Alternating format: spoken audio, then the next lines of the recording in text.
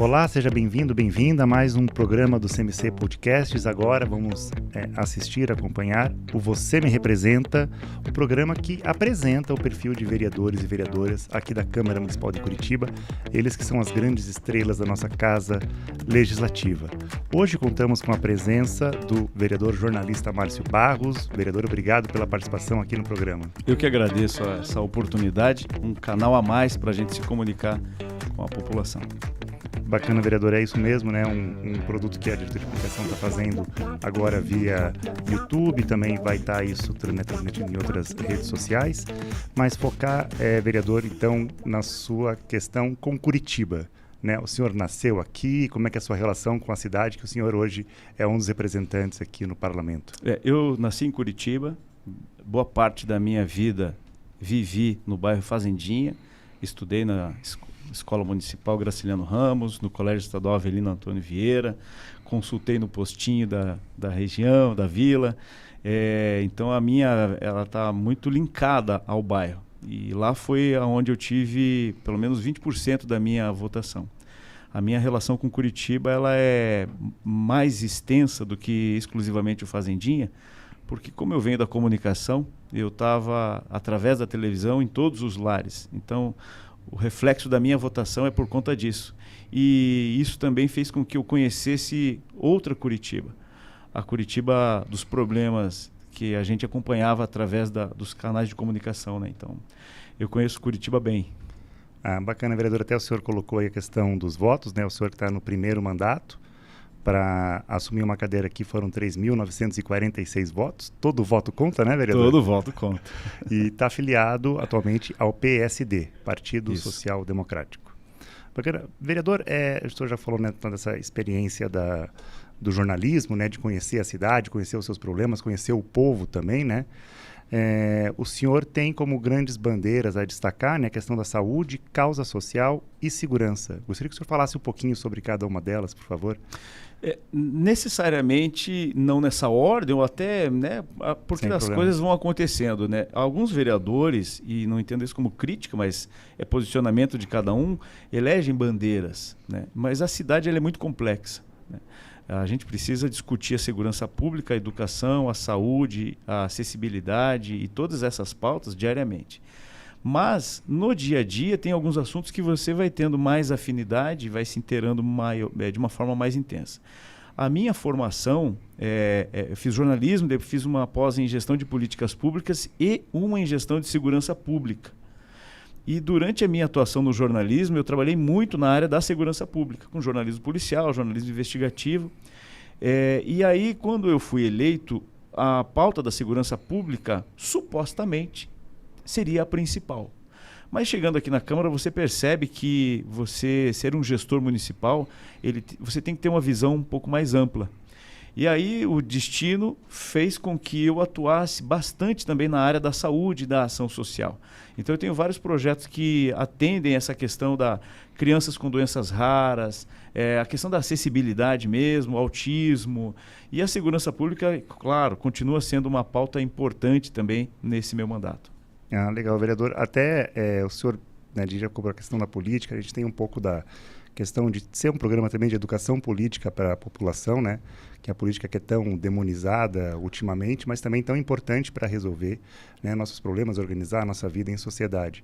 É importante para o vereador estar sempre, como o senhor falou, né, tem as bandeiras, vou defender essas bandeiras, mas também se atualizar, ampliar, entender, né, novas frentes que podem acontecer na vida política.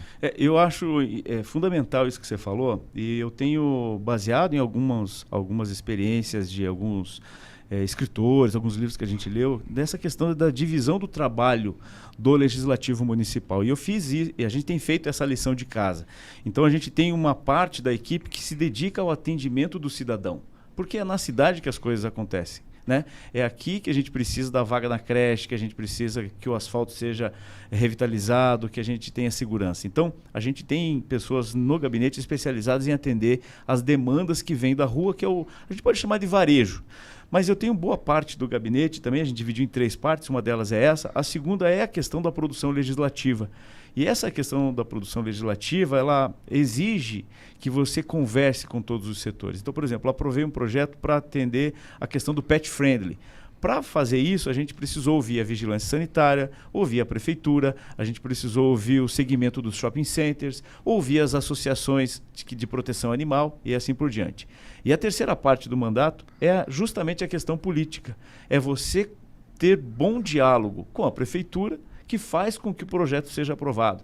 Ter um bom diálogo com a prefeitura para que as obras que você solicitou no bairro sejam atendidas. Ter um bom diálogo com o governo do estado, com os ministros agora. A gente tem a felicidade de também ter teve essa conversa um pouco numa outra esfera de poder, mas também que faz parte dessa discussão política.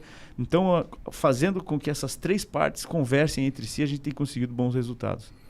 Bacana, vereador. O senhor já trouxe até alguns projetos que o senhor tem feito, né? Até colocar assim, além da atuação, né, de bandeiras, de causas e tal, colocar a mão na massa, né? Que é, eu acho que no caso legislativo, é a aprovação de projetos, né? Vamos falar um pouquinho mais sobre esse pet friendly, a gente estava até falando aqui antes, que é um exemplo não só para Curitiba, mas para outras cidades do Brasil também, né, vereador? Esse projeto de lei colocou Curitiba como uma cidade inovadora na questão do pet friendly. E ela tem vários ângulos de observação, assim, que ela pode ser observada. Uma delas é a regulamentação da lei para que a gente tenha harmonia entre as pessoas que gostam do animal, têm seu animal como um membro da família, um integrante da família, e aquelas pessoas que não gostam. Né? Mas eu acho que o grande objetivo é fazer com que aquelas que não gostam percebam que é muito bom você ter um animal. Que aquele animal pode ser acolhido e que ele tem um espaço, né? Então a gente tem conquistado isso de uma forma, a gente construiu esse projeto de uma forma muito bacana, ouvindo todos os envolvidos. E, por exemplo, alguns shopping centers aqui de Curitiba já se adequaram à lei, que vai entrar em vigor em dezembro. Então já existia essa necessidade, né? Porque muita gente hoje, já são mais de 150 milhões de pets no Brasil, né? São 58 milhões de cães. E tem muitos casais que fizeram a opção de não ter filhos, mas ter um animal de estimação.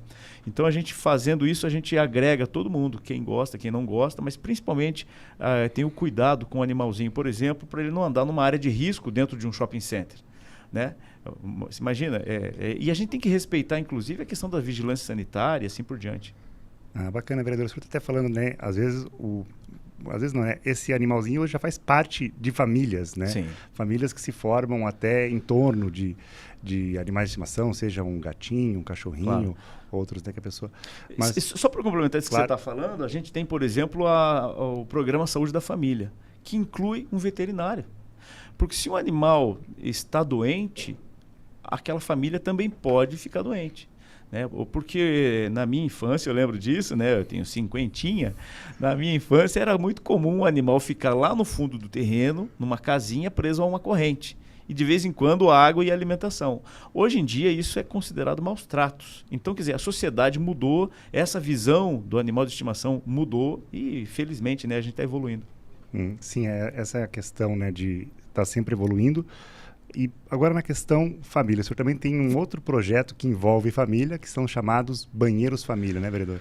Na verdade, assim, tem vários projetos, outros projetos inclusive, que atendem exatamente essa questão do ambiente. Porque, veja, eu não consigo trazer a cura.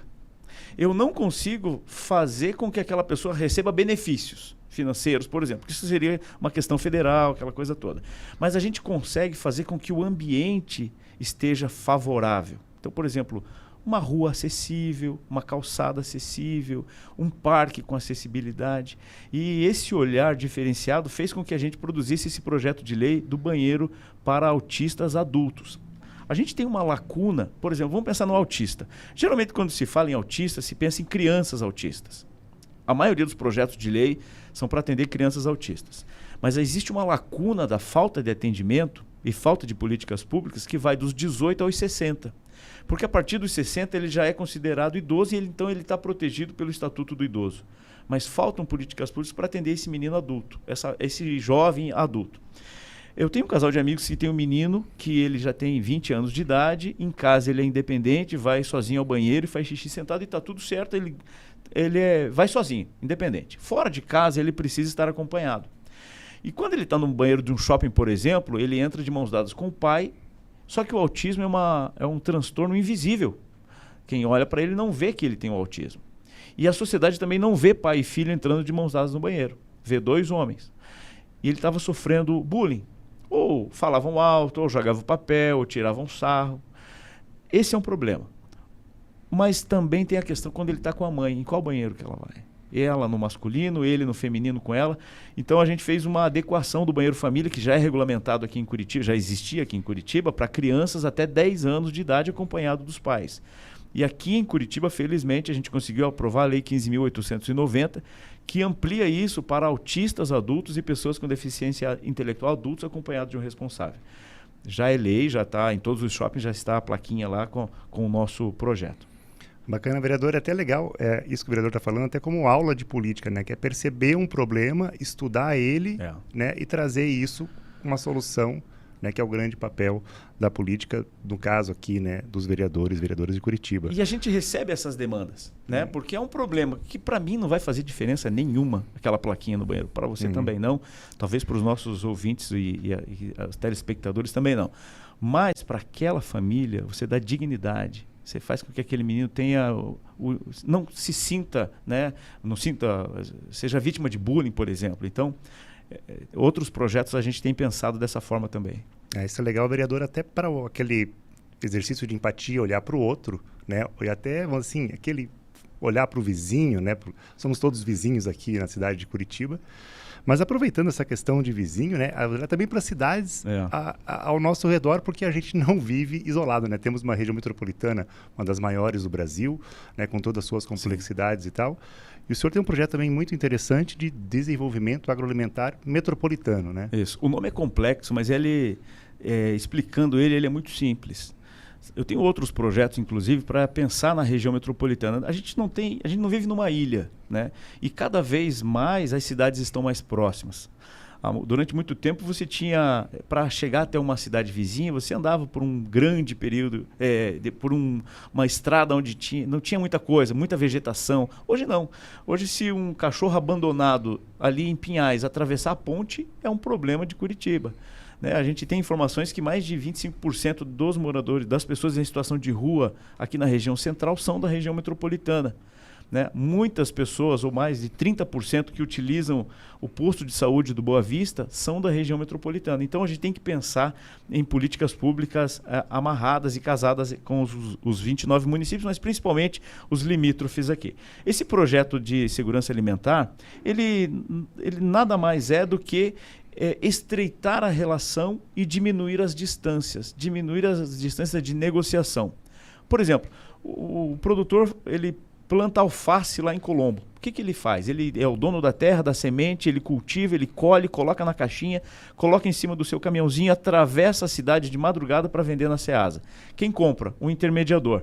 Vamos supor que ele pague 50 centavos na cabeça de alface, aí ele vende para uma grande rede a R$ 1,50, ou seja, ele ganhou mais do que o produtor que participou de todo o processo. Às vezes o produtor chega para vender alface e o intermediador fala o seguinte: olha, hoje eu não quero alface, porque ontem eu não vendi. Então é um negócio de muito risco. E a gente precisa pensar em diminuir os riscos para que este produtor permaneça lá. Segundo a ONU, hoje, 55% do alimento consumido aqui no urbano é produzido no rural. E a expectativa é que em 20 anos esse número inverta em 20%. Nós saltamos para 75% de consumidores e os produtores caem em 20%.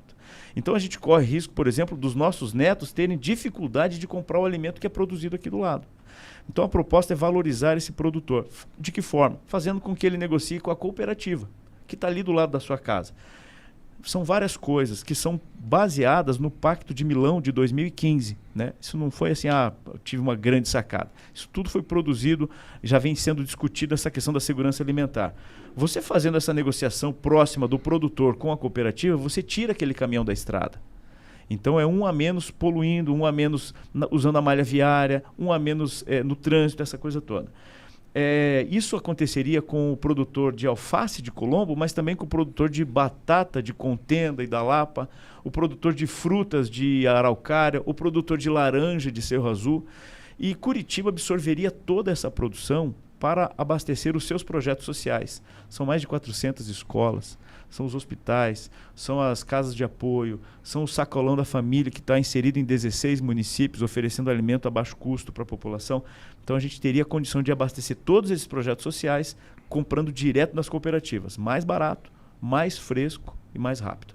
Bacana, vereador, o senhor está até colocando todos esses projetos aqui para a gente, né, nos explicando todo esse olhar, mas também tem que ter, então, esse contato com a população e também com outros colegas aqui da Câmara, né? A atuação legislativa daí interna, né? E o senhor até tem uma atuação legislativa bem interessante, que está em 4 comissões permanentes, né? Eu vou citar aqui a da Direitos Humanos, o senhor até é vice-presidente dessa, né? A de Economia, Conselho de Ética e a especial da Visibilidade Negra. Isso. Fora as frentes parlamentares. Eu ia citar isso aí mesmo, as 4 frentes, né, que o senhor participa, que é em defesa da advocacia, em defesa de motoristas e pilotos de aplicativos, condominial e infraestrutura e segurança das escolas. E o Tarifa Zero. Né, como, né, o senhor até falou da sua equipe ali, né? É uma agenda bastante intensa, tanto interna aqui na Câmara quanto externa. A gente tem uma agenda bem apertada. Mas é que, veja, quando eu coloquei meu nome à disposição para servir, e é fato, a gente ganha muito bem para isso, então a gente tem que dar resultado. Porque quando você não dá resultado, você está ganhando bem sem fazer entrega.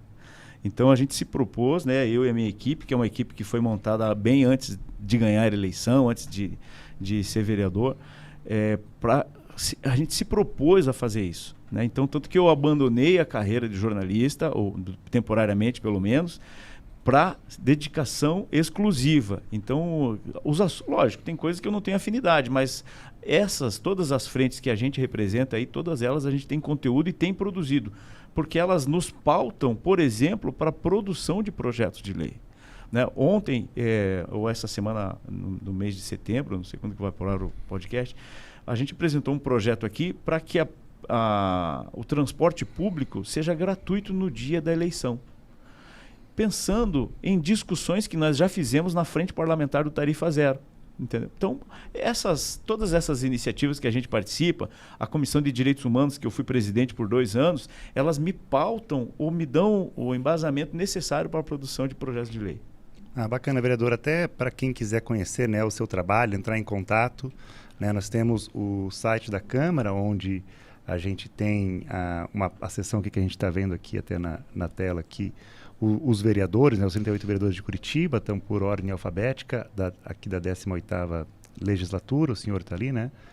Na sua página tem todas as comissões que o senhor participa, um pequeno resumo, temos também telefone, e-mail, contatos, as redes sociais, e o senhor tem um site também, né, para a população, né, conhecer os seus projetos, acompanhar seus passos aí na vida legislativa. Essa comunicação, como eu venho da comunicação, então não poderia ser diferente. A gente tenta fazer uma comunicação bem diferenciada. Inclusive, a gente tem um canal aqui direto, que é o nosso gabinete online, exatamente aí, ó. Quando a pessoa clica ali, abre um documento Google e ela consegue fazer uma interação imediata com a gente, mandando a sua solicitação do bairro, exatamente aonde que ela precisa de atendimento, e a gente consegue dar um atendimento personalizado para ela. Interessante. Vereador, o senhor que tem, né, uma experiência, né, muito grande na área de comunicação, rádio, televisão, agora aqui no plenário, sempre envolvendo o microfone, né? Fazer uma pergunta, vereador, o que é mais difícil? Encarar o microfone em frente à câmera, numa estação de rádio, ou o microfone da tribuna, do plenário aqui da Câmara? São responsabilidades diferentes. Claro, na comunicação você tem um papel de informação, um papel social de transformação, né? A tua informação pode transformar a vida das pessoas. Mas eu sempre digo que quando eu trabalhava com jornalismo na TV ou no rádio, até quando você erra, você é aplaudido. Aqui não, até quando você acerta, você é criticado, né? Às vezes a gente aprova ou vota alguma coisa. Por que você não fez isso? Por que você não fez aquilo? Então, são coisas diferentes, mas ambas exigem muita responsabilidade. Bacana. Bom, dizem que a política é a arte do diálogo, do compromisso. Vereador, foi um prazer conversar com o senhor aqui no Você Me Representa, né, o programa do CMC Podcasts. Espero contar com a sua presença novamente aqui em outros programas aqui do nosso estúdio. Eu gostei muito, parabéns pela estrutura e principalmente por essa iniciativa, né, que é um canal a mais para a gente se comunicar com a população. Obrigado, vereador. Essa é uma estrutura montada aqui por toda a equipe de comunicação social da Câmara Municipal, que é liderada, né, a diretora de comunicação, Patrícia Tressoldi, ela que nos dá a honra de estar aqui no comando dos cortes da edição. Lembrar o público para seguir a gente aí no YouTube, Instagram, TikTok, né? Só digitar lá @Câmara de Curitiba, que a gente vai aparecer para você ficar ligado nesse e outros programas que a gente está produzindo aqui no novo espaço CMC Podcasts. Agradecer pela atenção do público e até logo.